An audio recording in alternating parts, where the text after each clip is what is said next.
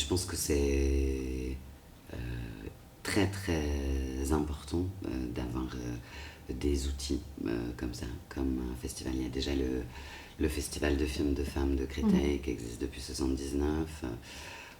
Voilà, on a la chance d'avoir aussi le centre Simone de Beauvoir qui fait des choses extraordinaires, qui a décidé d'archiver les luttes.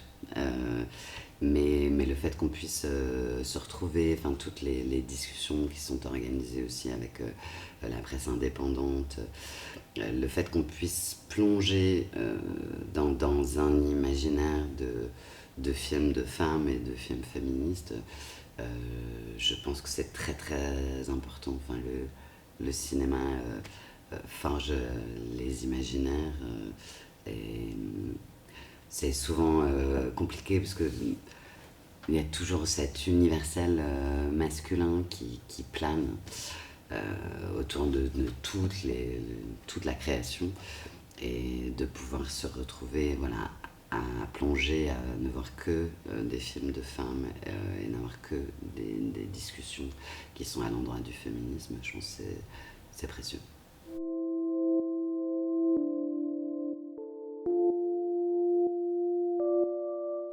J'ai l'impression qu'il y a une prise de conscience sociétale qui va plus vite qu'au niveau des pouvoirs publics.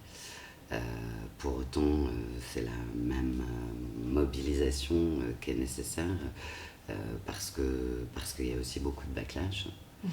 Euh, mais quelque chose se passe définitivement. Quelque chose se passe. Là, on est en plein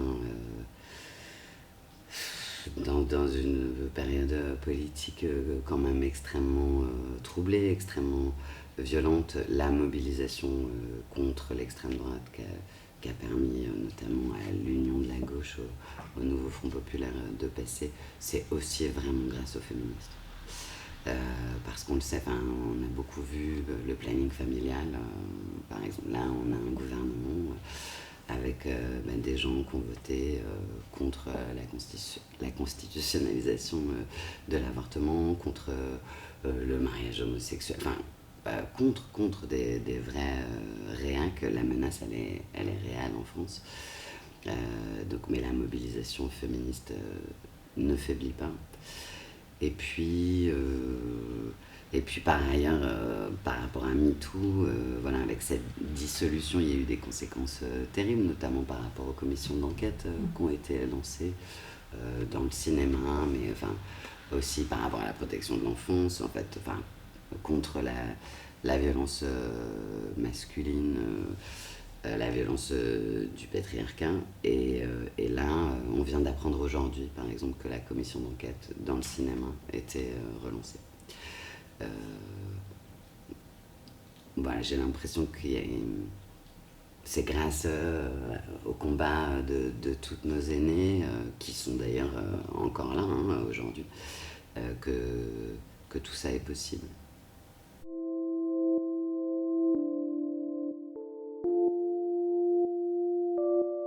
Enfin, le cinéma comme toute forme de création, je vous disais, le cinéma c'est un endroit où on invente des imaginaires. C'est un endroit qui peut complètement colporter des stéréotypes. Ça, c'est vraiment très puissant, très à l'œuvre, mais qui peut être un endroit de transgression, d'émancipation. C'est très fort. C'est très fort les plongées qu'offre le cinéma, que ce soit dans des fictions ou dans des documentaires. Euh, c'est créer un monde. Et à partir du moment, enfin que ce soit en fiction ou en documentaire, à partir du moment où on sait que ça existe, ça donne énormément de force.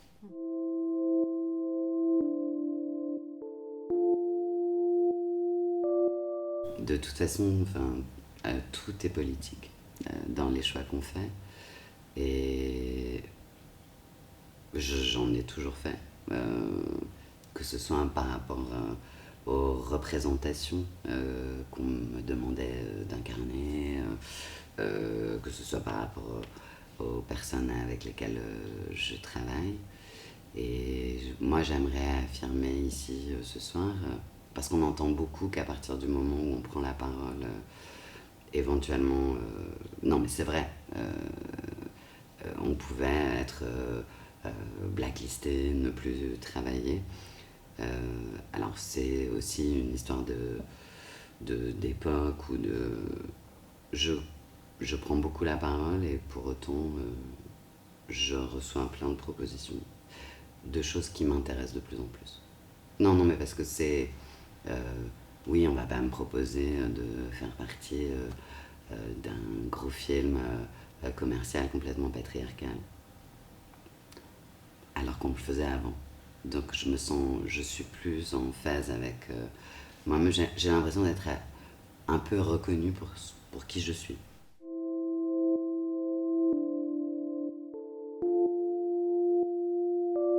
Je vais faire beaucoup de théâtre.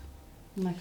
Donc je vais jouer Phèdre de Racine, mis en scène par Anne-Laure Liégeois.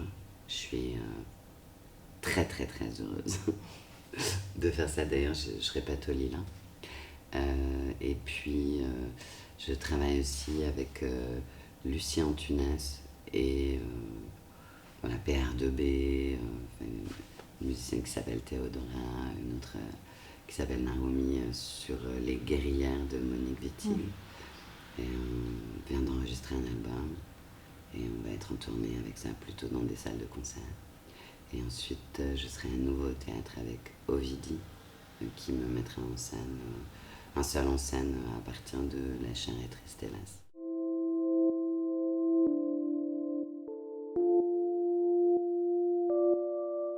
Ce qui se passe, ce que le procès Mazon permet à la société d'intégrer, de considérer, je pense que ça va avancer dans les très bonnes voies. Ouais, mais après, c'est redoutable de voir, et je pense qu'il faut vraiment avancer vers cette loi intégrale, c'est-à-dire qui couvre tous les aspects. Il ne s'agit pas juste de changer quelques mots dans la définition, mais de concevoir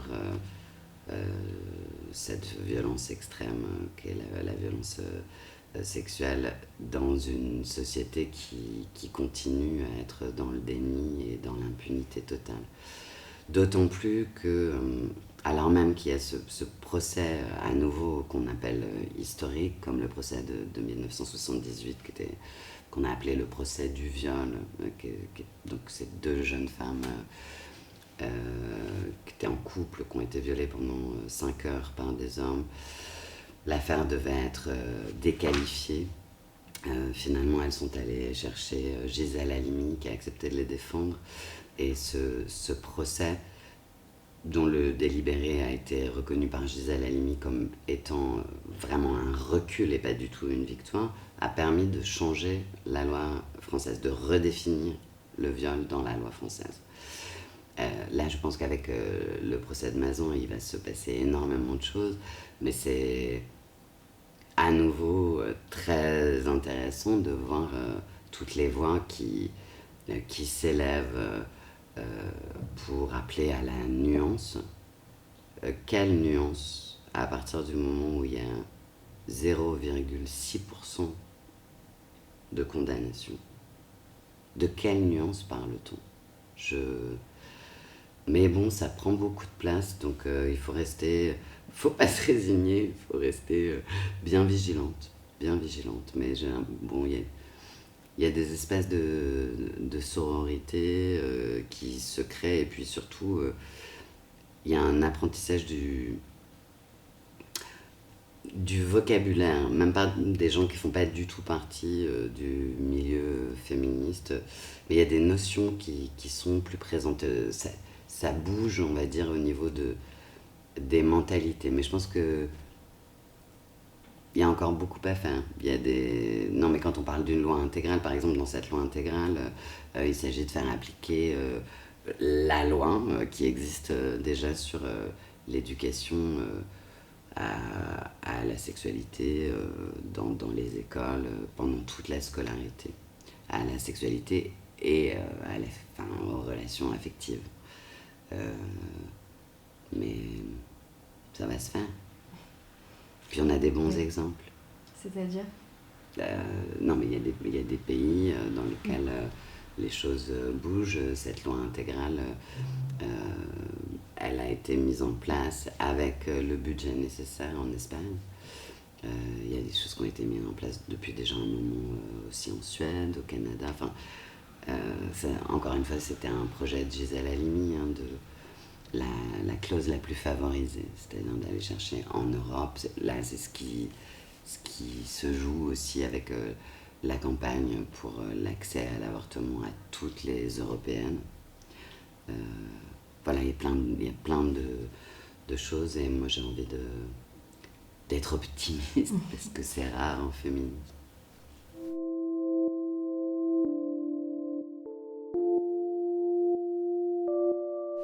Il existe des projets, mais quand on regarde par exemple les grands festivals internationaux, il y en a un en France par exemple, le Festival de Cannes, et qu'on voit le peu de films de femmes sélectionnés, toujours avec les mêmes argumentaires,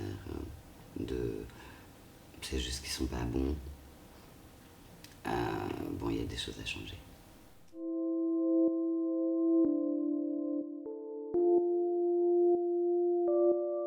Tout à fait. Je voudrais vous parler d'un film qui s'appelle Born in Flames de Lizzie Borden, qui met en scène. C'est du documentaire fiction. On est plongé dans une Amérique qui serait devenue une Amérique sociale, mais dans laquelle les femmes sont toujours maltraitées, humiliées, abusées au travail. Et elle décide de monter une armée de libération des femmes. C'est un film extraordinaire. C'est toujours particulier, enfin, c'est ce qu'il y a aussi dans les guerrières de Monique Wittig, mais cette revendication de l'utilisation des armes, de la violence, finalement, c'est le seul. Enfin, la menace est un endroit d'émancipation. Et non, mais c'est compliqué à penser. Moi, je suis non-violente, forcément. Mais j'avoue qu'il y a quelque chose de jubilatoire.